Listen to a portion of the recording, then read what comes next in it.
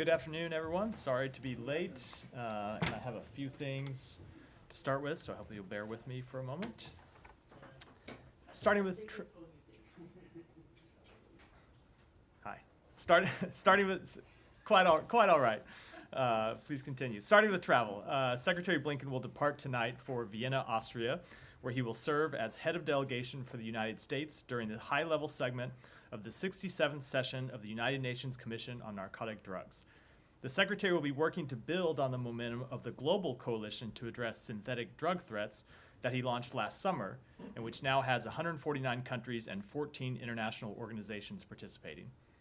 This administration has made it a top priority to address the fentanyl and synthetic drug crisis, and this will be the first time a U.S. Secretary of State has attended a meeting of the Commission on Narcotic Drugs. While there, the Secretary will emphasize that illicitly manufactured synthetic drugs and their precursors pose a threat not just to the United States, but to all nations. He will look to secure concrete commitments from countries to take domestic, regional, and international action to address synthetic drugs and their precursors, which are fueling the public health crisis both in communities across the United States and around the globe. Secretary Blinken will also meet with Austrian Chancellor Karl Nehammer and Foreign Minister Alexander Schallenberg during his time in Austria to reinforce our strong bilateral relationship. We are working together with the government of Austria to meet humanitarian needs in Ukraine and ensure the integrity of EU-Russia sanctions. The Secretary will then travel to Seoul to participate in the third Summit for Democracy led by the Republic of Korea. The summit will demonstrate how democracies continue to deliver for their citizens and organize to address the world's most pressing challenges. The Secretary will also meet with Foreign Minister Cho Tae-yul and other Korean officials to discuss a broad range of regional and global issues during his time in Seoul, underscoring the unwavering strength of the more than 70-year U.S. Republic of Korea alliance. From there, Secretary Blinken will travel to Manila to reaffirm our unwavering commitment to our Philippine allies. He will meet with President Ferdinand Marcos Jr. and Secretary of Foreign Affairs Enrique Manalo to discuss ways to advance economic prosperity, support clean and renewable energy development, and promote peace and stability in the South China Sea. The Secretary's visit will also underscore the importance of our strong bilateral ties, which for 75 years have been critical to advancing our shared vision for a free and open, connected, prosperous, secure, and resilient Indo-Pacific region. Now, turning to Israel and the West Bank. Extremist settler violence carried out with impunity in the West Bank has killed, injured, and threatened the livelihoods of countless Palestinian civilians. This violence risks destabilizing the West Bank and obstructs efforts to advance a pathway to peace and security for Israelis and Palestinians through a two-state solution.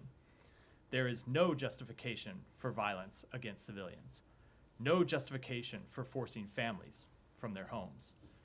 In February, President Biden issued an executive order giving the State Department new authorities to impose sanctions on those responsible for undermining peace, security, and stability in the West Bank, and the department imposed sanctions on 4 individuals.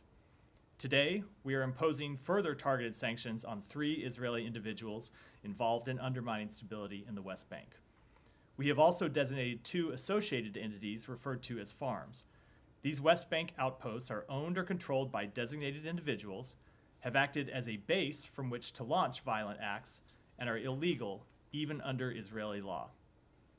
It is critical that Israel take additional action to stop settler violence and hold accountable those responsible for it, not just for the sake of the victims of this violence, but for Israel's own security and standing in the world. But as we have made clear, the United States will continue to take its own actions to hold accountable those engaging in extremist violence and threatening the peace, security, and stability of the West Bank.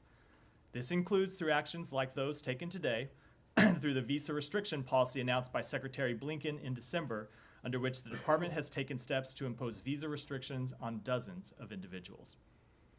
Finally, the United States condemns Russia's continuing efforts to undermine Ukraine's sovereignty, territorial integrity, and political independence through sham elections held in occupied Ukrainian territories. The United States does not and will never recognize the legitimacy or outcome of these sham elections held in sovereign Ukraine as part of Russia's presidential elections. To be clear, Luhansk, Donetsk, Zaporizhia, Kherson, and Crimea are Ukraine. The results of these Potemkin-style exercises will be dictated by Moscow and cannot reflect the free will of the citizens of Ukraine who are being compelled to vote in them. This spectacle only further demonstrates Russia's blatant disregard for its obligations under international law. The United States will continue to use all available tools to hold accountable those individuals responsible for actions that undermine the sovereignty, territorial integrity, or political independence of free countries, including those who serve as election observers for the Kremlin's sham elections in occupied parts of Ukraine. And with that, Matt. Right. Thanks. But sorry, that was so long. I only have time for 2 questions. Okay. Well, I'll put it all into one question. Decide. I'll start with the 75-year relationship with the Philippines. Are you including the period when the U.S. actually occupied and controlled the Philippines in that? I would have to go back and look at the exact history of that to give you a more precise answer. I'm sure you would. Okay, on Gaza. You have seen, I'm sure, Senator Schumer's comments. I know that you can't speak for the senator or any member of Congress. But is there a concern in the administration at all that these remarks are going to make it more difficult to deal with Prime Minister Netanyahu and his government? No, obviously Congress is an independent branch of government. I think the government of Israel understands quite well how the U.S. government works. They interact frequently, not just with members of the executive branch, but with members of Congress, including Senator Schumer, who has traveled to Israel a number of times over the years. And I'm sure that they fully understand that he speaks for himself. He's obviously someone we're in close contact with, but it's not a statement from the executive branch. Well, fair enough, except that there are members of the executive branch who have said roughly similar, if not exactly the same thing, over the course of the last several months.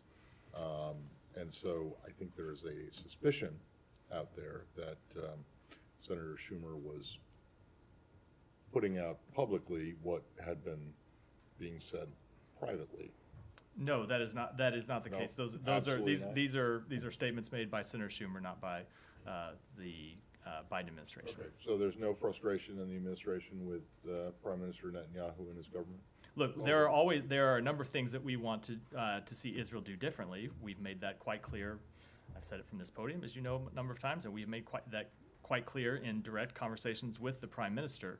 But I don't have anything beyond that. Okay, thanks. Haiti? Yeah, okay? Sure. You told us Tuesday, Matt, that you did not have an estimate on Americans trapped on the ground inside the country. Wondering if you have any information now on Americans there. Also, if there's any plans to evacuate or otherwise help those who are. So I don't have an estimate of how many Americans are on the ground in Haiti. That's always difficult information for the State Department to have a precise number on, because most Americans, when they travel to a country, and certainly one like Haiti where we have close ties and there are people that go back and forth, they don't register with the United States. They don't register with our embassy to tell us that they are there. So it's impossible for us to know for sure. There are several hundred Americans who have registered to receive more information when we can provide it to them, and we of course do provide that information to them, but that's different than an overall number, which is as is the case in most parts of the world. We just aren't able to offer an estimate.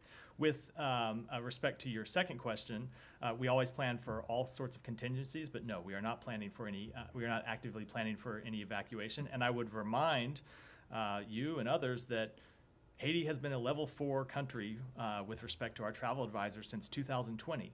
So what that means is for 4 years, we have been telling Americans, do not go to Haiti. Do not travel there. It's not safe to do so. And for those who are there, leave as soon as you can feasibly do so without putting yourself at risk. So you don't anticipate, or put it this way, so no plans to evacuate as of now. Do you anticipate there may be some support for evacuation for those few hundred or however many there are? We will always provide information to American citizens that reach out to us when we can do so. For example, if there's information about the operations at the airport that becomes available, we'll make that known to Americans who reach out to us. But we are not actively planning for any evacuation, no. One last question, if I may. With the few $100 million of new aid money that's going to make its way to Haiti, does state have, I guess, guardrails in place to prevent any of that funding falling into the hands of these gangs that are now controlling the government buildings? So let me, just to be clear and to make sure I answer your question correctly, let me talk about the different types of aid and assistance that we are providing. So first of all, there is $33 million that the Secretary announced on Monday in humanitarian assistance that we are providing to help alleviate the humanitarian situation on the ground. And we always have guardrails in place. We always have monitoring programs in place to ensure that that money is used effectively. There is an additional $300 million that the United States is providing to support the multinational security support mission that Kenya will be launching in the coming days and weeks, which is a separate question from humanitarian assistance, and that is money that will be provided in some cases in kind through transfers of equipment, in some cases through provision of logistics, in some cases through direct financial support, but that is to the government of Kenya to support the multinational support mission, not to the government of Haiti or entities on the ground in Haiti. So can you do the top line numbers? So total 330 direct from the U.S. and then 300. Different. There's 300. It's two different things. $300 million in support for the multinational security support mission. $200 million of that is from the Pentagon. $100 million is from here. Separate and apart from that, not supporting the MSS mission, but supporting humanitarian assistance efforts, is the $33 million that the Secretary announced on Monday. Yeah. For a second. Gaza's health ministry said today that 6 Palestinians were killed and dozens wounded in Israeli fire on crowds of residents waiting for aid trucks in Gaza City. Have you raised this with the Israelis, and do you have any information on this? So I don't have any information on this specific report. I just saw it today. I can tell you that this is the type of thing that we often raise with the Israelis, both to seek out more information and to make clear that we want to see effective deconfliction measures taken. We want to see them take steps to minimize civilian casualties. We want them to take steps to see that aid is effectively distributed to Palestinian civilians who need it and in no way jeopardized. And then just further on aid, the Secretary said yesterday when talking about the maritime corridor that it demands tremendous coordinating among donor countries. Is this for the U.S. military effort or the commercial maritime option? This is with respect to the effort the President announced in the State of the Union, the effort that we are launching with through the United States military and with which we are coordinating with other countries. And as you heard us say, we are working through what that will look like right now, and part of the purpose of the Secretary's ministerial meeting yesterday was to talk through exactly how we get that mission off the ground. And sorry, just quickly on the settler sanctions, what effect do these sanctions have on the farms? I realize it cuts them off from like the U.S. financial system, but like how will this impact their operations? So I won't speak to what the exact impact will be on their direct operations, but I can tell you how the sanctions will be imposed and how they will be enforced. So for both the individuals we sanctioned today and the two entities, any property that they have in the United States or in United States financial accounts is blocked. They no longer will have access to it, and they no longer have the ability to transact with the U.S. financial system. And then on top of that, any entities that transact with the United States financial transaction system, which of course is most entities in the world, banks and other entities, put themselves at risk of further sanctions and further enforcement activities from the United States if they transact with these farms and with these entities. So what we've seen when we announced our first round of sanctions under this new executive order last month is in Israel, Israeli banks freezing the accounts of the 4 previously designated individuals. And I won't make any predictions what will happen going forward, but I know that every entity around the world takes these sanctions very seriously. And why go ahead with them now? Is it because there's not been progress in talks for a temporary ceasefire? This is completely independent of the ongoing effort to achieve a temporary ceasefire and release of the hostages. We continue to pursue that. There continues to be ongoing work inside the United States government and with our partners in the region to try to achieve an agreement, but this work is independent of that. We have made clear for some time that we wanted to see Israel take additional action to, number one, stop extremist settler violence, and number two, hold those responsible for it accountable. And we made clear that if we didn't see sufficient steps, we were ready to take action. And that's why you saw us first impose visa bans in December. Next, the president issue this executive order in February, and now us continuing to add designated entities to the list of those that we have sanctioned. And I will just say, This is an area where we are going to continue to remain vigilant, and if additional actions are appropriate, we will not hesitate to take them. On Israel, thank you, Matt. I just want to follow up on something that Matt raised separately from Senator Schumer's remarks. There was this week released an unclassified American intelligence community assessment that indicated that Israel was likely to face lingering armed resistance from Hamas for years to come, that its military would struggle to secure the tunnel systems in Gaza, and it also said that the viability of Prime Minister Netanyahu's leadership and coalition may be in jeopardy. Do those assessments comport with this department's view of the situation? And if so, is the department going to reach for partners other than Netanyahu in its diplomatic efforts? So a few things about that. Number one, with respect to any assessment offered by the intelligence community, I'm going to defer to the intelligence community to speak to those. That's true here. It's true with respect to any other intelligence assessment that they offer publicly. I will say that we have always made clear to Israel that it is important that they have not just a short-term tactical plan or short-term plan to win the initial conflict, but that they have a long-term plan for dealing with the issues raised in this war, that they have a plan for governance in Gaza after the initial fighting stops, that they have a plan for security in Gaza after the fighting stops. Now, we have been working with Arab partners in the region to develop such a plan that would deal with security, that would deal with reconstruction, that would deal with a political path forward for the Palestinian people. And we have made it clear to Israel that these are incredibly important issues that they need to take seriously. And on the question of, first, let me just push you on the intelligence front, because the State Department has its own intelligence arm in INR. So did the assessment draw an objection from within this building? Was there a differing view from within this building? I'm not going to speak to internal intelligence matters. I never would do, and you shouldn't. Yeah, you should. I know, but you shouldn't read that anything into it other than that's just a blanket rule that I'm not going to talk to that. Obviously, we coordinate with others in the intelligence community, but this is an assessment offered initially by the DNI, and I'm not going to speak to the internal deliberations that went into it. So you won't address the Netanyahu's coalition being potentially in jeopardy assessment either? I just don't have any comment on it from here.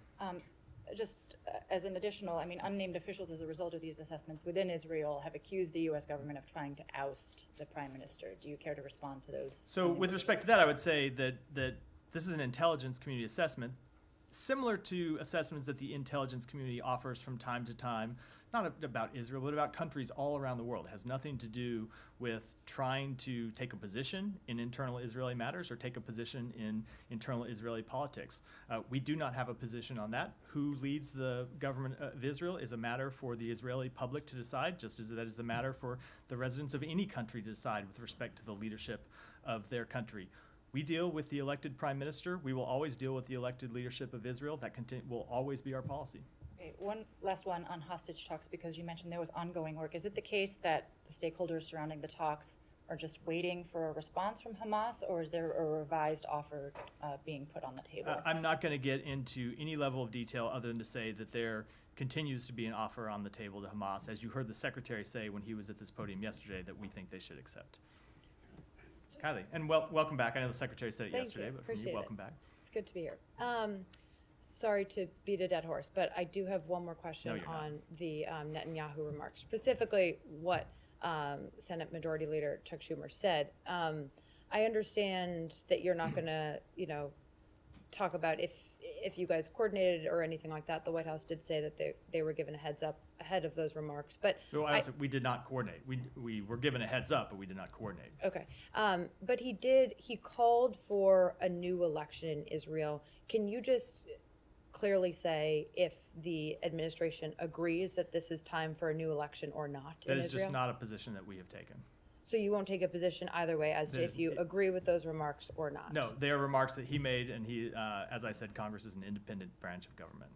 But do you think that Prime Minister Netanyahu is in strong standing right now as the leader of Israel? I am not going to offer any type of assessment of that. He is the elected Prime Minister of Israel. Okay.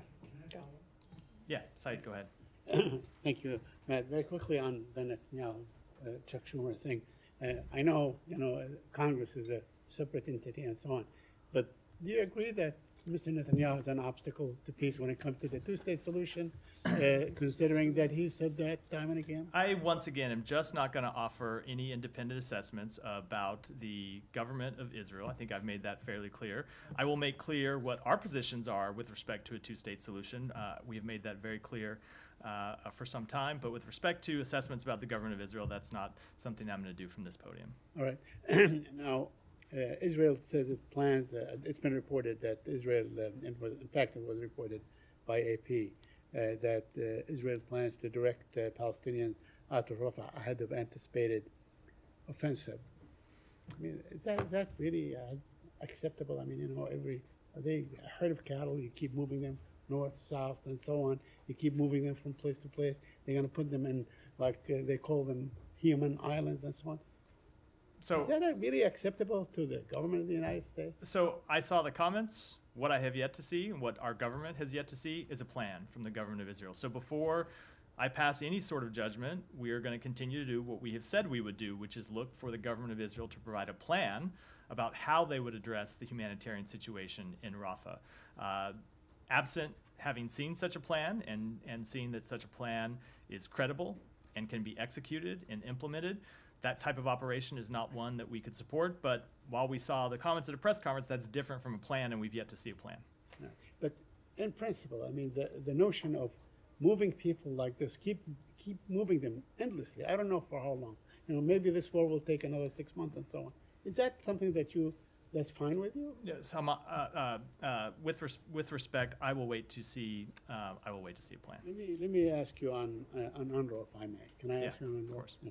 Okay. Yesterday it was struck, and the secretary mentioned that an UNRWA warehouse, whatever, it was struck, and one person was killed. Now, it has also been reported that Israel is planning, or has begun, in fact, to dismantle. I asked you about this a couple of days ago, to dismantle UNRWA, not only in Gaza but also in the West Bank. Now, would the United States, come out and say, look, we will have whatever punishment fit the crime? If it's proven that staff members of UNRWA have participated in the October 7 attack, then we will hold them accountable on that level. But you make a commitment to continue to keep aiding UNRWA? So, Saeed, I do appreciate your continued insistence that I put the cart before the horse and pass judgment on matters that remain open and on which we have not yet been provided the information we said we would have to have before we could pass judgment. But just as I would not pass judgment with respect to a Rafah plan that we have not seen, I'm not going to pass judgment on the outcome of an investigation that is still ongoing. What I will do is make clear what our principles are, which is that we think the allegations against UNRWA need to be investigated thoroughly. They are being investigated. We are waiting for the outcome of that investigation. But none of that changes the fact that right now, UNRWA plays a critical role on the ground in distributing humanitarian assistance to Palestinian civilians. And we will wait with respect to our funding decisions, the outcome of that investigation, before we make further ones. But, you have been all along, since its creation, you have been the major supporter of UNRWA. UNRWA will probably be, find it difficult to continue without U.S. support. Why can't the U.S. say, we will continue to support you? You keep saying... Because there's an investigation that's ongoing into very serious allegations, and we want to see what that investigation finds. Yeah, go ahead. Thank you. Two questions. I'll follow up on Saeed's in the second question. But the UN said, and I'm just going to quote just to be accurate, so the UN said that the number of children reported killed in just over 4 months in Gaza is higher than the number of children killed in 4 years of wars around the world combined. That's a quote from the UN. So what will the US do to make sure that this statistics is not going to get worse in the next few months? So first of all, it is an almost unspeakable tragedy, the number of children that have died. It is an unacceptable outcome of the fighting of the past 5 months. And you heard the president speak to this over the weekend. We don't want to see another child die. We didn't want to see any children die, obviously. And that's why we have been engaged with the government of Israel to make clear that they need to do everything possible to minimize civilian casualties, and why we have made clear that with respect to any operation in Rafah, we need to see a credible and executable humanitarian assistance plan before we could support one going forward.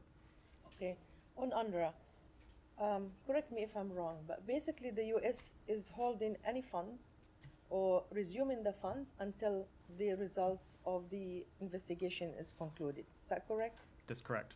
Okay.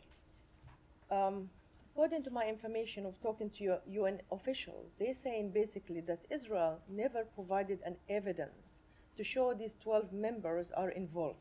And therefore, as long as Israel does not provide this evidence, the investigation is still open and can be open for years to come. So in a way, they indicating could be a political, actually, accusation more than an actual one. And even if it's an actual one, it can be political. So where do we go from there? Because, you know, following up with everything else that was said, UNRWA was created to cater for Palestinian refugees only. And the Israelis has always showed their contempt to UNRWA. And now they're saying that 12 members were involved without giving any evidence.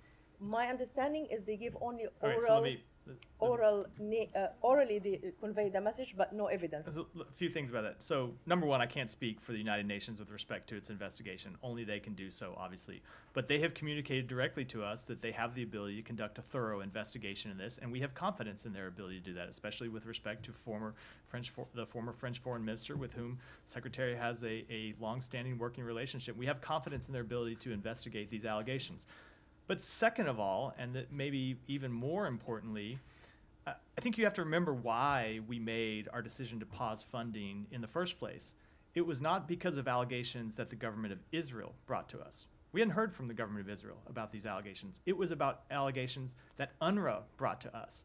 And when they brought us these allegations, they told us that they had investigated them and found them to be credible, and that's why they had taken action to fire the employees in question. So I don't know what your sources refer to with respect to the inability to get further information, but when we made our initial decision to pause funding, not a final decision, but initial, it was because UNRWA had come to us and told us they found these allegations to be credible, they had conducted an initial investigation, and they had taken action. So that seemed to be us to be a pretty credible source. Not allegations from Israel, but UNRWA itself saying the allegations were serious enough to take action. But with respect to the ongoing investigation, we do have faith in their ability to get to the bottom of what happened. Sure, I really appreciate it. Just like finally, I really want to get to the bottom of this because, again, my understanding that UNRWA reported as a credible information just because a member state of the UN, which is Israel, reported it, not because they found a credible evidence. That is not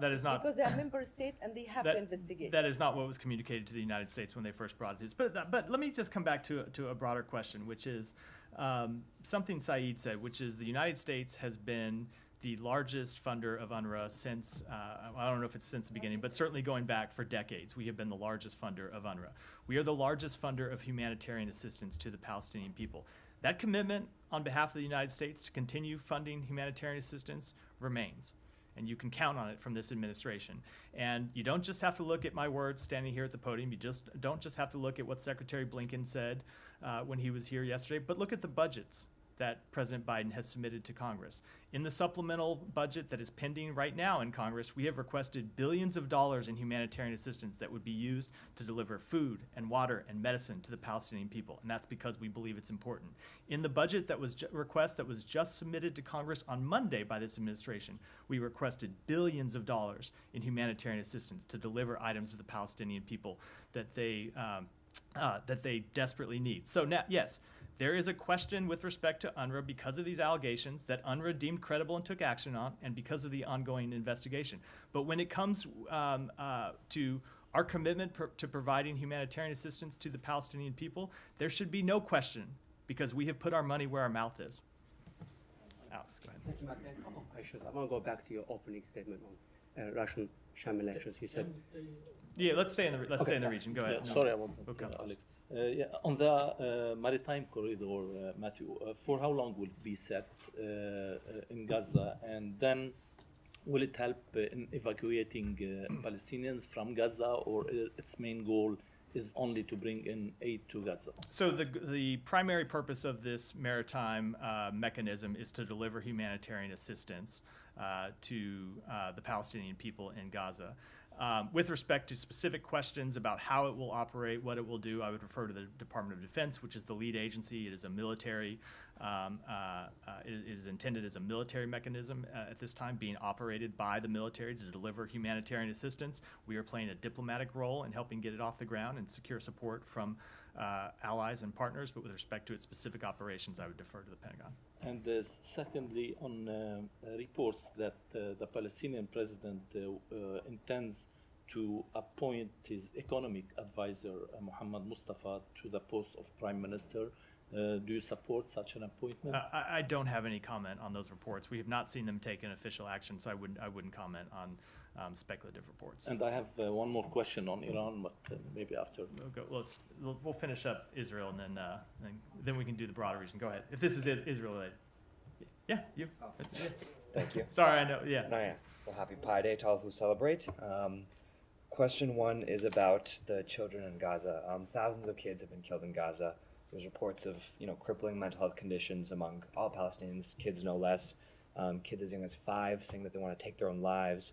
If a child in Gaza is still alive at this point, their development education has been interrupted, their homes destroyed, their families and friends killed. So I'm wondering how the U.S. is thinking about supporting these kids who are still alive. And then secondarily, I'm wondering if there's any concern that this war may actually foment an entire generation to see Israel, and by virtue of its aid, the U.S. as more negatively and as entities to resist. As in, is there a fear that this war and this suffering might make harmony harder to achieve? So let me speak first to the impact on children, which obviously is a tragedy for those who have lost their lives and their family members. And I'm sure it will have dramatic impacts to those who do survive this war. And it's one of the reasons we are trying to achieve a humanitarian ceasefire that would alleviate the suffering of the Palestinian people, including children. I know that it's important to everyone here, especially to all of us who have our own kids and think about them when we see what happens in Gaza. And so we are going to continue to try to pursue it and achieve that kind of ceasefire, because it would be important to alleviate that suffering. And longer term, we will continue to try to get humanitarian assistance in to help the Palestinian people rebuild their lives. And then with respect to the broader question, so I would say if you look at the testimony that the Director of National Intelligence gave the other day to Congress, she spoke quite directly on this issue, and I would refer you to her comments with which, and would, on behalf of the State Department, wholeheartedly endorse them. And then on the investigations, we've talked about before, is the allegations of Israel killing journalists, of people like Hind Rajab, her family, the medics sent to save her, allegations now of torture and sexual abuse. On these and more, the U.S. often defers to Israel to investigate and, checks in periodically. But for how much longer will the U.S. continue to defer to Israel, given that, they kind of continue to reportedly commit the same violations? To put a finer point on it, for our colleague in the front row's question on attacks on food lines, after the attack 2 weeks ago, where at least 100 people were killed and nearly 800 were injured waiting for food. Since then, Israeli forces have reportedly killed more than 400 Palestinians in food lines since that attack. So I know that attack is being investigated, but how much longer can we keep sort of deferring as these violations continue to keep happening? So I will say, with respect to any matter, we want to see it investigated. We want to see it investigated promptly and, if appropriate, see accountability. And that's what we will continue to press the government of Israel to do. But that's not the only thing we do when it comes to these questions. We also press them to take measures to keep it from happening again. And in some areas, we have seen improvements. In other areas, there is clearly more work to be done. But it does come back to this, this thing we have talked about before, which is the difficulty of operating in this environment where Hamas continues to use Palestinians as human shields. So I will just say, with respect to the strike that Israel took yesterday that has reportedly killed an UNRWA worker. So the IDF put out a statement on that today and said that they were targeting a Hamas terrorist, and they've released video that they claim shows the death of a Hamas terrorist that they were specifically targeting, who has been stealing humanitarian assistance intended for innocent civilians and diverting it to Hamas and diverting it to the terrorists who not only killed more than 1,200 Israelis on October 7th and killed American citizens on October 7th, and not only continue to hold hostages, including American citizens, but continue to put Palestinian civilians in harm's way. and who could, at least for 6 weeks, end this conflict today by accepting the ceasefire proposal that's on the table. So it is a very difficult environment in which Israel operates that in no way alleviates their need to minimize civilian casualties. And what I can tell you is that we will continue to press them to do everything they can to minimize civilian harm. Go ahead, and then we'll come to you, Alex. Palestinian children. So on Tuesday, a 12-year-old Palestinian child, Rami, was killed by an Israeli police officer in East Jerusalem. He was lighting fireworks in front of his family home, playing with his brother and his friends. And Israeli National Security Minister Ben Gvir praised the police officer who shot Rami as a hero and called the 12-year Palestinian boy a terrorist. What is your reaction to this? It's hard to know how to react to that specific comment. I will say that no child just out doing what a child does should be put in harm's way and should see their life put at risk. No child out playing should be harmed in any way. And I can tell you this is a matter that we will seek information about the government of Israel. Haven't you raised this with the Israeli government? We may have. I wasn't aware of this report until you raised it to me right before the briefing. I haven't had a chance to talk to our embassy, but I can tell you if we have not, we will. And we know that Israel we heard from the news that Israel is investigating this, but how can we believe that Israel will investigate itself impartially when its national security minister calling a child? So it is important that we watch these investigations and hold them accountable, that the Israeli press watch them and ask questions, and that the rest of the world's press watch them and have questions. And this goes back to something you have heard me say before, that Israel is a democracy where the free press can ask questions, where citizens can demand that their government do better and perform better, and where the rest of the world can interact with them and ask those very same questions. And that's what we will do on behalf of the United States, and would encourage others to do it as well. All right, Alex, we'll finally come to you. Thanks so much. It's an eventful week, as I understand. Back to your opening statement on Ukraine and Russia. You said the United States does not and will never recognize the outcome of sham elections. Context matters, of course. You're talking about Ukrainian sovereignty here, but how much of these questions Putin's legitimacy, in your opinion? So I think it very clearly shows that he disrespects international law. And as I said, there is no legitimacy with respect to his claims for Ukraine, either the territory where they are holding these sham elections right now, or the rest of Ukraine where he continues to have designs.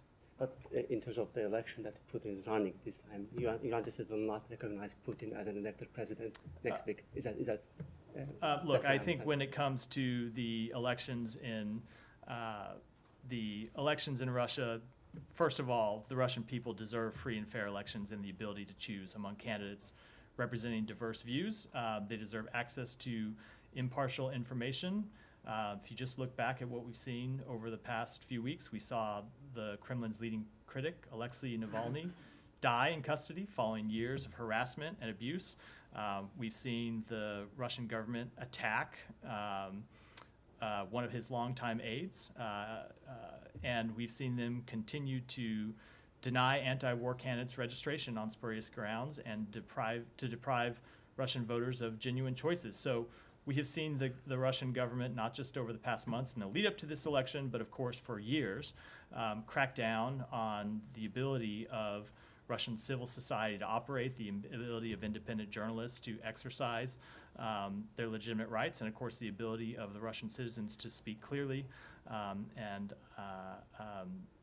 We will watch the election, and I'm sure we'll have plenty to say when it concludes. Yeah, as for attack that you're referring to, Lithuania's counterintelligence said that they assessed that the Kremlin was behind it. The Russian intelligence service carried out this attack. Is that your understanding? I don't have any comment on from it here. I'm happy to take it back and see if we have any further. I was hoping you could help us understand. One more, and then I'll go. Yeah, thanks so much. The state's role in the latest aid package for Ukraine. The president signed a memorandum the very same day that you guys put out $300 million for Ukraine. and he directed the secretary to furnish up to 126 million from the FAA for Ukraine. Is it a separate package? Are you guys working on it, or is Let me it take that. Let me take that back and get you an answer on it. Go ahead. Okay, so on Monday, CARICOM meets, comes up with this plan for a presidential council in Haiti. It's now Thursday. Is the council being stood up? My understanding is that just in the last few hours, a number of the entities that will comprise the Transitional Council have submitted their names, and so we will continue to work with CARICOM and work with our international partners and work first and foremost with Haitians themselves on trying to pursue a path to the return of democracy and free and fair elections in Haiti. Not surprisingly, there is some objection from some parties, particularly in Port-au-Prince, setting aside the armed groups that have essentially taken control of the city. What efforts is the United States taking on to try to get people to buy into this transitional process? So a few things about that. First of all, what we saw Monday was dozens of Haitian individuals, representatives of political organizations in Haiti, civil society groups, being willing to make concessions and being willing to make compromises to try to restore stability and set the path to free and fair elections. And we think that's appropriate, and I think that's something that all political figures in Haiti should do to try to move past the current crisis. But with respect to your question about what the United States is trying to do, I think it is a mistake. I'm not trying to quibble with you. It's a mistake to look at this as what the United States will do, because ultimately this is a matter for the Haitian people to decide, and the Haitian people and Haitian leaders need to be front and center in making decisions about their country. What we will do is work with Haitian leaders and work with CARICOM leaders and work with our other international partners to do everything we can to offer support for Haitians in making those concessions and trying to get on the path to democracy. And separately, but important to this political pathway, we will support the multinational security support mission because it is critical to restoring security on the ground. And without security, it's going to be very hard, if not impossible, to hold free and fair elections. Is there a concern in this building that momentum might be ebbing because we're now 72 hours past this situation? And what happens if, for whatever reason, the names that have been put forward are rejected? What is the plan B? So first of all, I'm not going to discuss hypotheticals and what might happen. I would never do that. With respect to anything, as others in this room have heard me say for the last few days when I've gotten other hypothetical questions. But no, not a concern about momentum ebbing. This was always going to be a political process that required people to make compromises and people to make concessions. As you just heard me say, just in the past few hours, we've seen a number of names submitted for this Presidential Transitional Council. We want to see it get off the ground as soon as possible. We want to see an interim prime minister appointed as soon as possible. Thank you. Yeah, go ahead. Thank you. A couple questions on Iraq. The U.S. sanctions waiver to Iraq expires in the coming weeks. I've learned that this administration renewed that waiver to the Iraq that could pay to Iran. And in the past few waivers, Iran get monies from Iraq in euros, not in Iraqi dinars. Have you renewed that waiver to Iraq? And why are you allowing Iraq to pay Iran in euros? So first of all, with respect to which currency it's paid in, I don't know or have any understanding of which currency. With respect to the waiver itself, yes, we did issue this waiver, and I would emphasize, as you've heard me before, that these are waivers that have been regularly issued to Iraq going back to 2018 under a previous administration. This is now the 21st time that this particular waiver has been issued, and it's important to realize how this money has been used. Number one, that no money is permitted to enter Iran under the terms of this waiver. All of these funds are held in restricted accounts, and they can only be used for transactions for the purchase of food, medicine, medical devices, agricultural products, and other non-sanctionable transactions. And that it is part of our broader goal to wean Iraq off of dependence on Iran for the provision of electricity, because that's what these waivers, as I know you know, what these waivers relate to, which is that Iraq continues to have to get its electricity from Iran. Iraq has been making real progress on its path towards energy sufficiency. Since 2020, it has cut its imports of Iranian energy by more than half. Over the last decade, it has doubled its own electricity generation, and we will continue to work with them and support them as they try to become energy independent. And this week, 4 members of Congress sent a letter to Secretary Allen and Secretary Blinken on that issue, and they speak of the nature of that transactions. They mentioned that these transactions are fungible. If these transactions are fungible, so don't you think that you are keep maintaining the financial lifeline for Iran, and the Iran continues to keep supporting those groups that you listed in FTO? Not at all, and we've addressed this in the past. Not only is it not our assessment that that's not what how this money is used, but it's not what we have seen during the provision of this waiver in the past. And again, this is not just a decision that has been made by this secretary. It is a decision that was made by a previous secretary appointed by a previous president in the administration immediately preceding ours. What we have seen, and this is borne out time and time again, is that Iran is always going to fund terrorism. It's always going to fund destabilizing activities. That is the first item it commits to when Iran is going through whatever budget process it is that Iran goes through. And that this money helps the Iranian people because it can only be used for humanitarian purposes and other non-sanctionable goods. In other words, it is additive money that would otherwise not be spent to address the Iranian people's legitimate needs as opposed to the Iranian government's illegitimate purposes. And with respect to those illegitimate activities by the Iranian government, you have seen this administration respond to those. We have imposed sanctions on more than 500 Iranian entities since the outset of this administration. We have held Iran accountable for its support of terrorism and its funding of dangerous proxy groups around the region, and we'll continue to do so. Gita, go ahead. Thanks, Matt. Talking about the Iranian people, you may recall the results of the UN fact-finding mission on the suppression, the government suppression of the protests, which basically said in most cases crimes against humanity had been committed.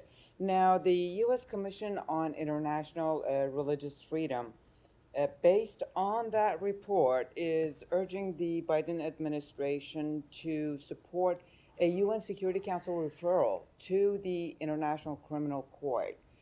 Given what you just said about support for the Iranian people and holding the government accountable, would the Biden administration consider this proposition seriously as a means to that end of holding the regime accountable? So the UN fact-finding mission did document extremely concerning human rights abuses, which it included may amount to crimes against humanity.